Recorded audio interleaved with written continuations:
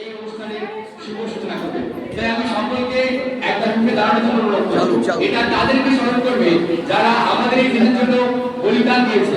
আমি অনুরোধ করব মাননীয় প্রিন্সিপাল সদস্য এনআর স্যার, কেসিপি স্যার এবং এসপিবি স্যার এই অনুষ্ঠানের শুভ সূচনা করার জন্য প্রদীপ প্রজ্বলনের মাধ্যমে। আর আমরা যে প্রদীপ জ্বালাবো তা শুধু মঞ্চের অন্ধকার দূর করবে না, এই আলো আমাদের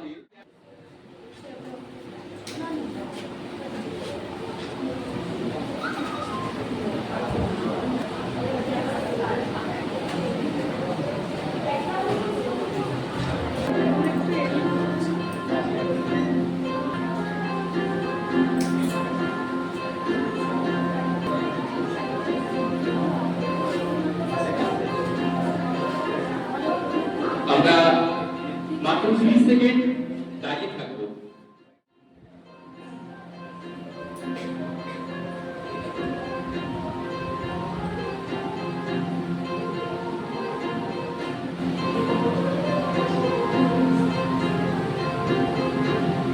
ঠিক আছে, এবার আমরা আস্তে আস্তে আমাদের আসন গ্রহণ করব এবং আমাদের এবার একটি সমবেত সঙ্গীতের মাধ্যমে আমাদের আরো শুভ সূচনা হবে।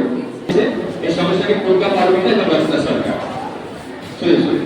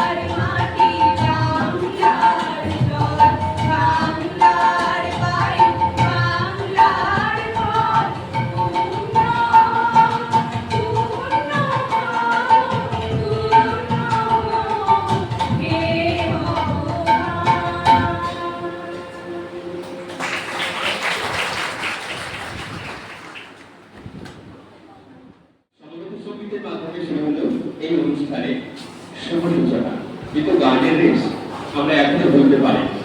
এই জন্য আমরা আবার মঞ্চে গান ফেরাবো।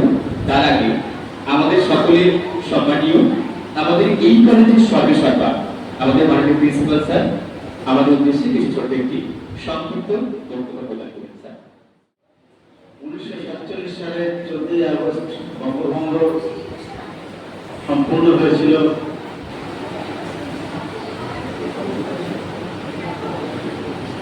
ঠিক তার পরের দিন আমরা সারা ভারতের জন্য স্বাধীনতা পাই। স্বাধীনতার পূর্ব দিনে এই ক্ষত আমাদের সারা জীবনের মধ্যে থেকে গেল।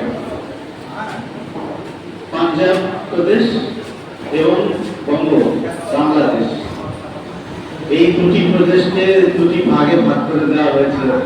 পূর্ব পাঞ্জাব পশ্চিম পাঞ্জাব যেমন বিভক্ত হয়ে গেল, ঠিক তেমনি পূর্ববঙ্গ পশ্চিমবঙ্গ আলাদা হয়ে গেল। স্যার সিরিল র্যাডক্লিফের উপর দায়িত্ব করেছিল এই ভাগাভাগি করে দেওয়া। ভাগাভাগি তো হলো ইংরেজের চক্রান্তে। তারপরে যেটা হলো সেটা হচ্ছে অমানবিকতার চূড়ান্ত, অর্থাৎ দুদেশেই প্রচুর মানুষ বাস্তুচ্যুত হলেন, সম্পদ হারালেন। আমরা আমাদের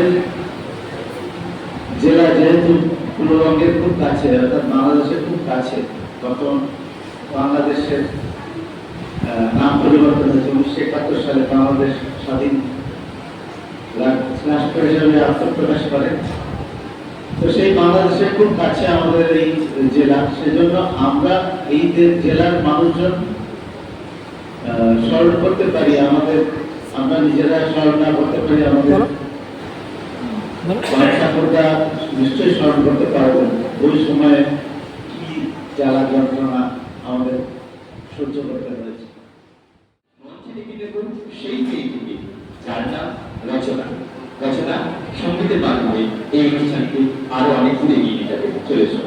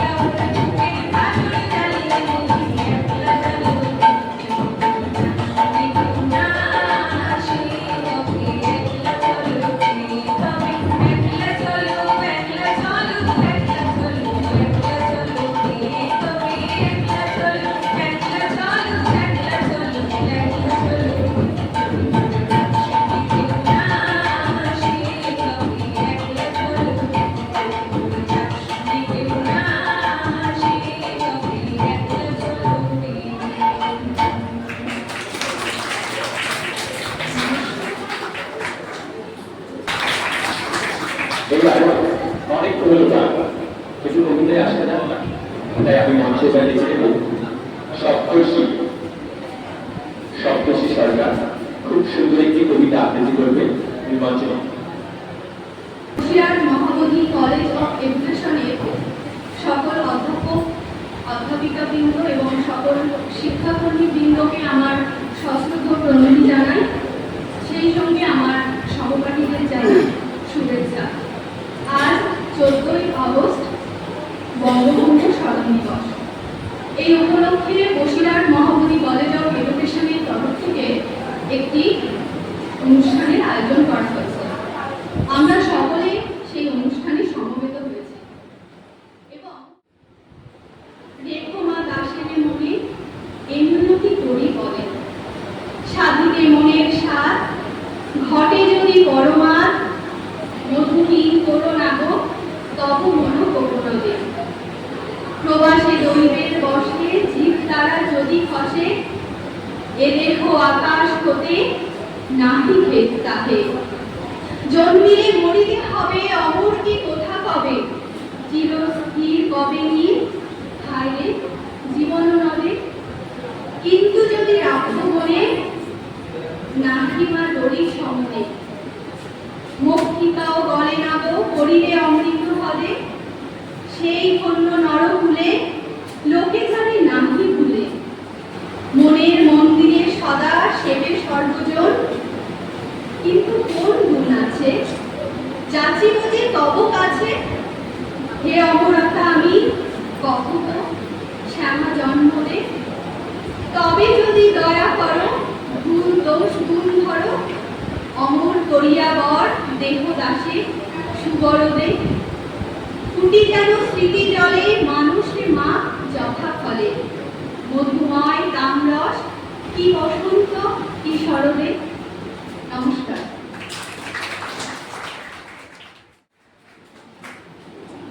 সঙ্গীত আমাদের দুঃখের সাথে, সঙ্গীত আমাদের সুখের সাথে। আর কেনই না এই কলেজের একটা অনুষ্ঠানের সঙ্গীত হয়ে যায়। এবার ডেকে নেব প্রজ্ঞা পারমিতাকে আরো একটি সঙ্গীতের জন্য।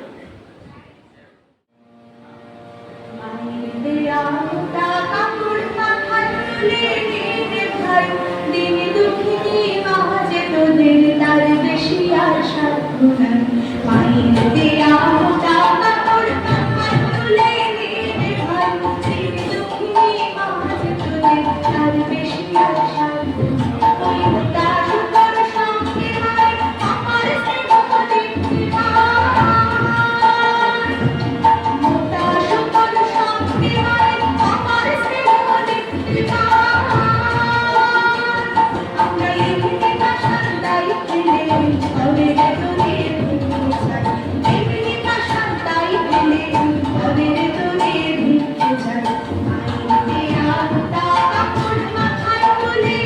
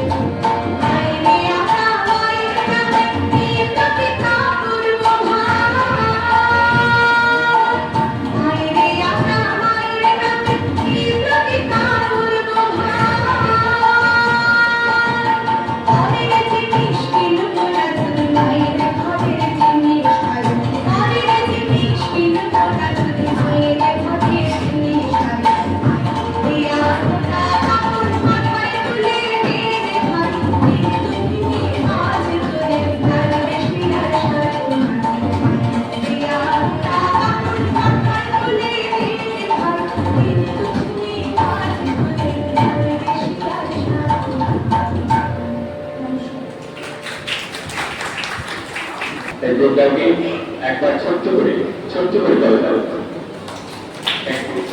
এবার আমি যার কথা না বললে নয়, মেধাবৃত্ত কি অসাধারণ বাজাচ্ছে, খুবই উচ্চ মানে। প্রত্যেকটি সঙ্গীর সঙ্গে আমরা জানি একটা মুভি যখন তৈরি হয় সেই মুভিতে সবচেয়ে বেশি পরিচিত পায় অ্যাক্টরের, কিন্তু সেই মুভির পিছনে ডিরেক্টর, এর সঙ্গে সঙ্গে এডিটর, সবাই সমান পরিশ্রম থাকে। তারা হচ্ছে সেই সৈনিক যাদের পরিচয় আমরা পাই না। আজকে এই অনুষ্ঠানে মেধাবৃত্ত ঠিক তেমনই সৈনিক যে সবাইকে তালে তাল মিলিয়ে সঙ্গে যাচ্ছে। তাই একটা জোর করতালি মেধাবৃত্তের জন্য সবাই। মেধাবৃত্ত তার জীবনে আরো অনেক উন্নতি করবে। এবার আমরা আমাদের গুরুজনদের কাছে চলে যাব। আমাদের গুরুজন, আমাদের সবার সাথী, আমাদের সম্মানীয় স্কেলিয়ার, আমি মঞ্চে ডেকে নেব সংক্ষিপ্ত বক্তব্যের জন্য।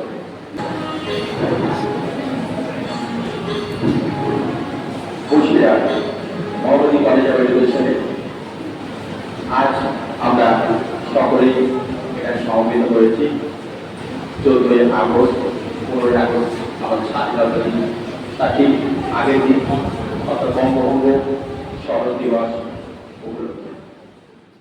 আমাদের মধ্যে উপস্থিত আছে আমাদের কলেজের মাননীয় অধ্যক্ষ মহাশয় ডক্টর রাজীব সরকার ও অন্যান্য আমাদের অধ্যক্ষ প্রাথমিক। এছাড়া আমাদের সব থেকে যারা প্রিয় যে আমাদের দেশের শিক্ষার্থীরা। তার আগের দিনটি 14ই আগস্ট, সেই দিনটা কি ঘটেছিল সেগুলো আমাদের একটু জানা দরকার। যখন ভারতবর্ষের স্বাধীনতা আসতে চলেছে, ব্রিটিশরা যখন ভারতবর্ষের হাতে যখন তুলে দিতে চায়,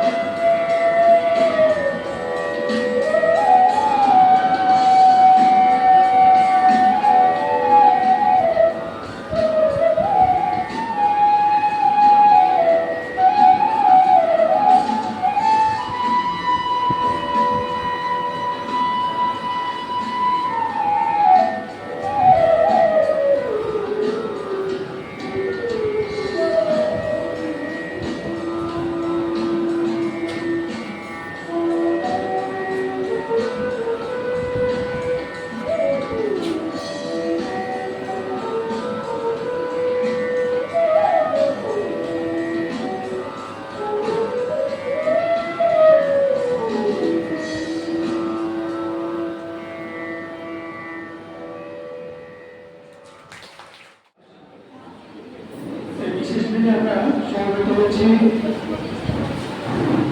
টিএনএম ও বিএড বিভাগের সমস্ত শিক্ষার্থী পোশাক মানব কল্যাণ দিবসের পক্ষ থেকে বঙ্গবন্ধু স্মরণ দিবস পালিত হচ্ছে।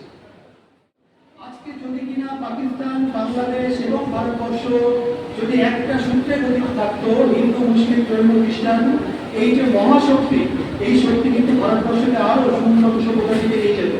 আমরা জানি ভারতবর্ষ আজকে কিন্তু চতুর্থ বৃহত্তম অর্থশক্তির দেশ। সামগ্রিকভাবে ভারতবর্ষ কিন্তু উন্নতির চরম শিখরে পৌঁছাচ্ছে।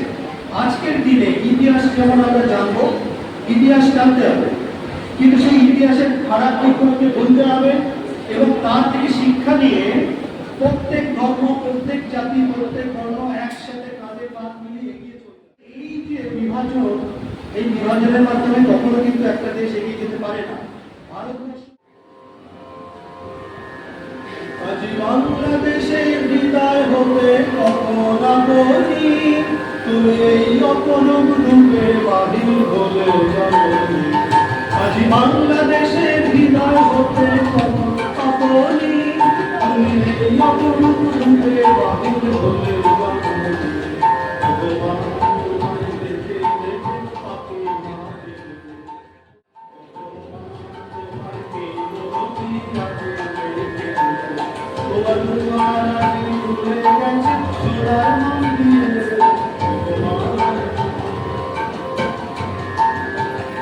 তোমার মুখে সে কুঞ্জ মেঘে লুকায় চলি, তোমার আচল ধরে আকাশ তলে বসে।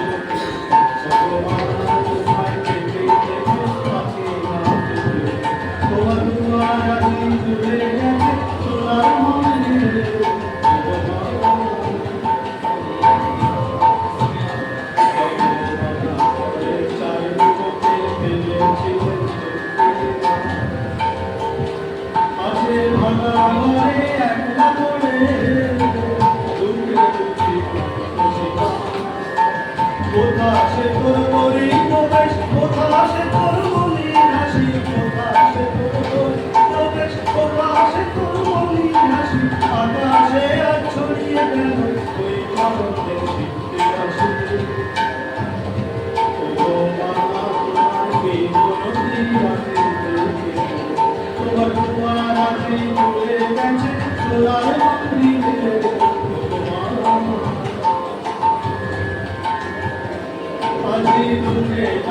সুখে সুখে ভাষা ভরণী, তোমার অভয় বাজে হৃদয় মাঝে হৃদয় মাঝে। আজি দুঃখে রাতে সুখে সুখে ভাষা ভরণী, তোমার অভয় বাজে হৃদয় মাঝে হৃদয় মাঝে। দেখে দেখে আপনি তোমার দুয়ার আজি খুলে গেছে সোনার মন্দিরে। আজি বাংলাদেশে হৃদয় হতে কত না বলি, তুমি এই অপরূপ রূপে বাহির হলে জন্ম। তোমায় দেখে দেখে পাখি নাচে, তোমায় দেখে দেখে পাখি নাচে। তোমার দুয়ার আজি খুলে গেছে সোনার মন্দিরে। আজি বাংলাদেশে হৃদয় হতে কত না বলি।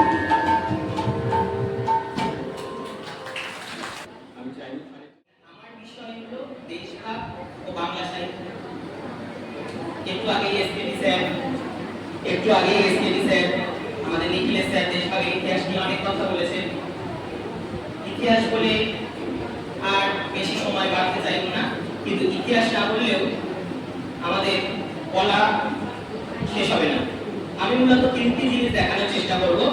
একটি হলো দেশভাগের ইতিহাস, আর বাংলা সাহিত্যে দেশভাগের প্রভাব, আর আজ যেহেতু 14ই আগস্ট 1947 সালে 14ই আগস্ট দিনটি কেমন ছিল, এই কয়েকটা জিনিস দেখানোর চেষ্টা করব।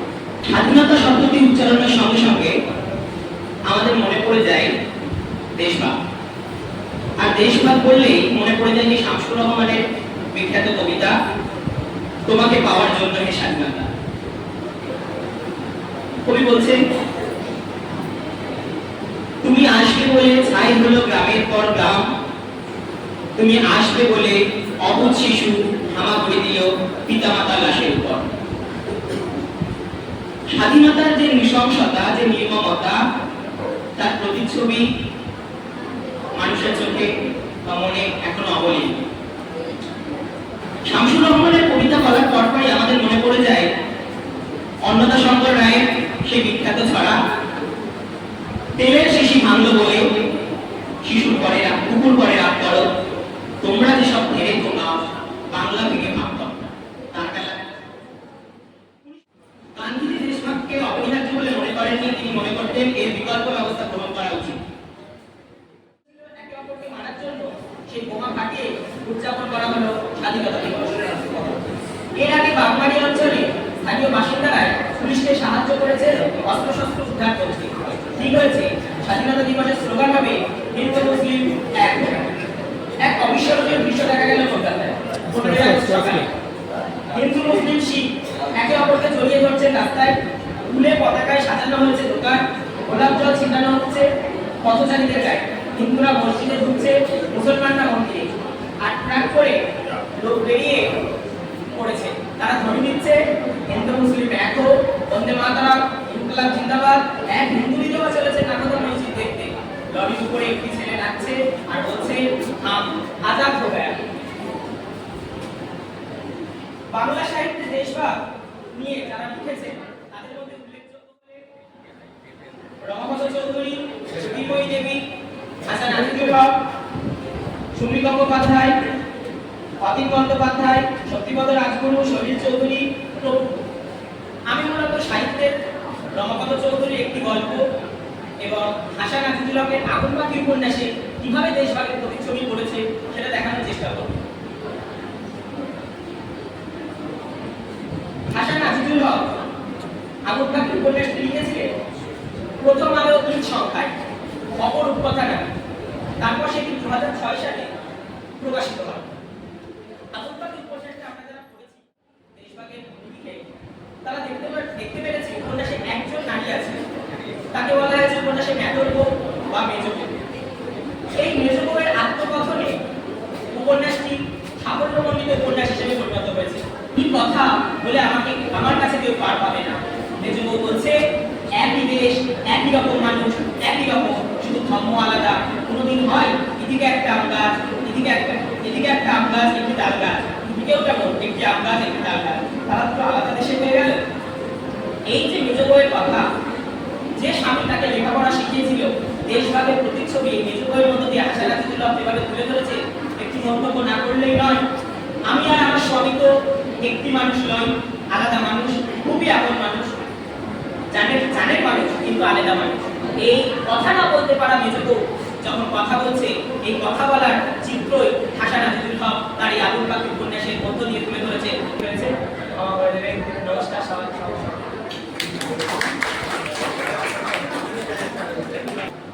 হঠাৎ করে কবিতাকে আবৃত্তি করছি। আমি চেষ্টা করব আমার মতো করে আবৃত্তি করার। যদি তোমরা শোনো, কবিতাটির নাম কাটাকালের উপায়, আর কবির নাম অজ্ঞাত। এক দিন ছিল, একটাই আকাশ, একটাই মাটির প্রাণ, একই নদীর জলে বেঁধে হাজার মানুষের প্রাণ। একই দিনে সন্ধ্যা নামত, একই বাসের সঙ্গে বাঁচত, একই হাটের পাশাপাশি বসত, হিন্দু মুসলমান একসঙ্গে সাজত। তারপর এলো একদিন, ইতিহাসের কালো রাত, মানচিত্রের বুকে টানা এক নিষ্ঠুর দাগ। 1947 স্বাধীনতার সূর্য উঠল, কিন্তু কারো ঘরে আলো জ্বলল না। এই বাড়িটা, যে বাড়িটা আমাদের ছিল, সেটা আমাদের রইল না। কেউ পেল স্বাধীন দেশের পতাকা, কেউ পেল নিজের বাড়ির ঠিকানা। একজন মা বলল, চল লেখা যেতে হবে, আর এই বাড়িটা আর আমাদের নয়, ওপারে নাকি নতুন সমাজ। মাকে জিজ্ঞাসা করলো, মা, রূপারটা কোথায়? আমাদের এই ঘরটাও কি আমাদের ঘর? মা বলে উত্তর দেন না। শুধু চোখে জল কিছু নাই, মুখে দুটো জন্মভূমি কারণে শীষ পারে কিন্তু মুখে চলে যায়। কেউ দিল না সোনার গহনা, কেউ দিল না ঘন সম্পদ, কেউ শুধু ওই ধুয়ে দিল নিজের গ্রামের মাটি একমাত্র।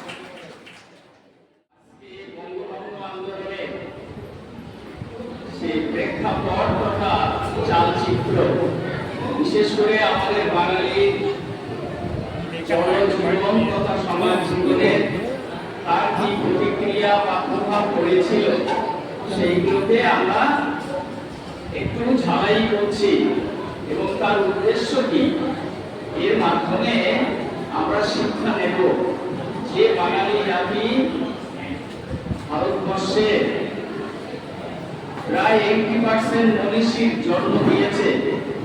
সেই বাঙালি জাতি আজ নানাভাবে, আমি তো মনে করব যে নানাভাবে বিপর্যস্ত হচ্ছে, উত্তরোত্তর তাদের অধঃপতন হচ্ছে, এ বিষয়ে কোনো সন্দেহ নেই। সারা পৃথিবী আঙিনায় ভারতবর্ষের যে চলে আসুন, ফিরে যায় সেই সময় যেখানে দেশ ভালো হয়েছে, মাটি ভালো হয়েছে, কিন্তু কিছু মানুষের হৃদয়ের সম্পর্ক ভাগ করা যায়।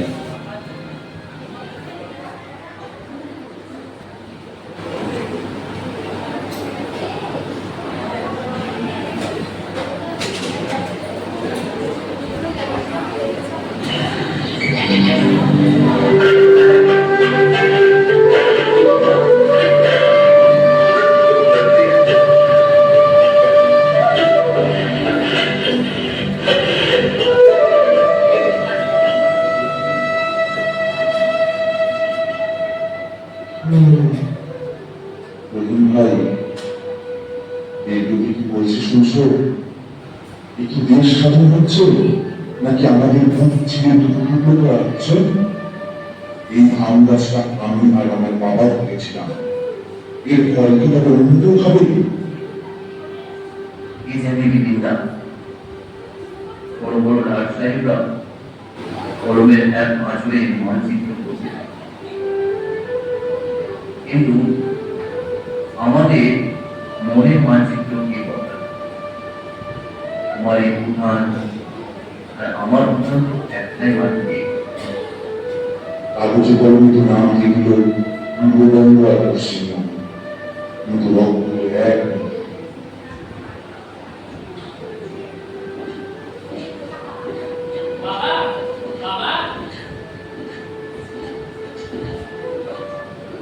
বাবা বাবা আরে তুমি এখানে ওদিকে সারা গ্রাম আমি খুঁজে যাচ্ছি তোমাকে। আর দেরি করা ঠিক হবে না। উপরে কাহার বাড়ি থেকে লোক এসেছিল, এক্ষুনি রওনা দিতে হবে আমাদের। এক্ষুনি রওনা না দিলে পথঘাটা চেনা যাবে না, এই আমি বলে দিলাম। ওদিকে আবার শুনলাম এখানে নাকি কড়া পাহারা বসবে। আর দেরি করা ঠিক হবে। চলো বাবা চলো, আমরা যাই, চলো। কোথায় যাবো রসুল? ইউপি মাটি, এই শ্মশান, অন্য পুকুর, সব ফেলে কোনো ঠিকানা চলে গেল। মানুষ কি গাছ নাকি যে শিখর উঠবে অন্য কাবির বুকে দিনেই বুঝে উঠবে? চাচা রাগ করবেন না, সময় বড় খারাপ এসেছে, চারপাশের হাওয়া বদলে গেছে। নিজের আর পরিবারের যানবাহন বাঁচানোর তাগিদেই তো এই পথ ধরতে হচ্ছে। আপনাদের বুক খালি করে আমরাও কি সুখে থাকতে পারবো? দাসী, বেশিরভাগই সুখে তো কেউ দাসী হয়, জিতেছি কেবল রাজনীতি, হেরে গেছি আমরা মানুষগুলো।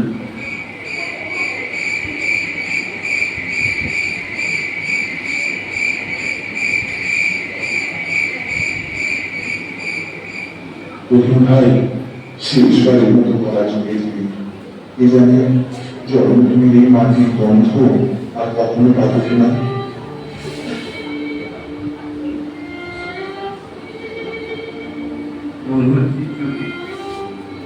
কিন্তু বুঝতে পারবো না ভালো থাকি সুপারে, ভালো থাকি। চলো বাবা চলো, চারদিকে কেমন আলো নিভে আসছে। এখনই আমাদের যাওয়া উচিত, নাহলে অনেক দেরি হয়ে যাবে। চলো। আলো সেদিনই নেমেছিল সুবল, যেগুলো মানুষ ধ্বংস করেছে।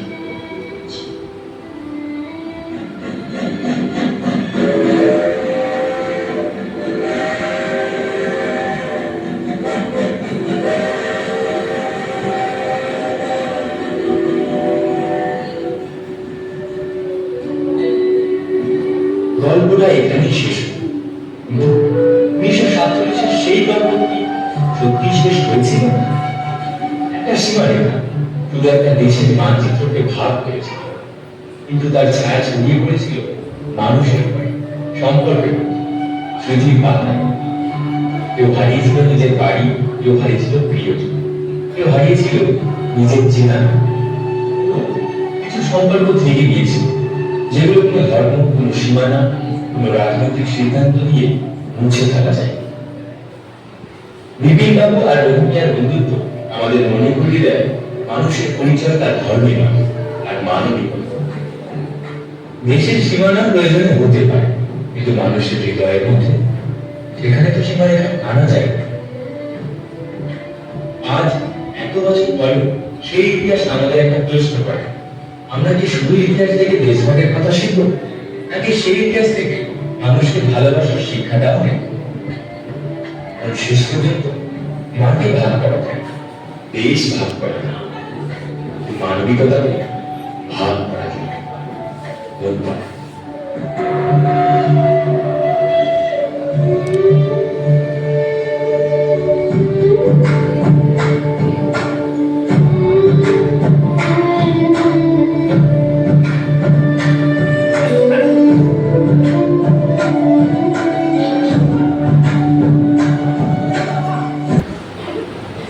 স্টেজে আসার জন্য অনুরোধ করছি। মেধাযুক্ত অসাধারণ অভিনয় করেছে এবং সঙ্গে পরিবারটাও আছে। রোহিণীর চরিত্রে শরীফুল শুভর চরিত্রে শুভ এবং নাসির নাটকের চরিত্রে রাখিবুল্লাহ। আমাদের এই 4টি চরিত্রের মধ্য দিয়ে মাত্র 7 মিনিটের একটা সুন্দর নাটক, আমাদের একটা নাটকের মঞ্চ বা তৈরি হয়েছে এই একটা নাটকের দীক্ষার নিয়ম। আমি লক্ষ্য করছিলাম 1947-এর ঠিক রাত মুহূর্তে বঙ্গভঙ্গের যে যন্ত্রণা, চোখে জল, পাখির চোখেও আমি জল দেখতে পেরেছি। এত সুন্দর ফুটিয়ে তুলেছে আমাদের 4জন ছাত্র, তার জন্য সবাই একটা করতালি।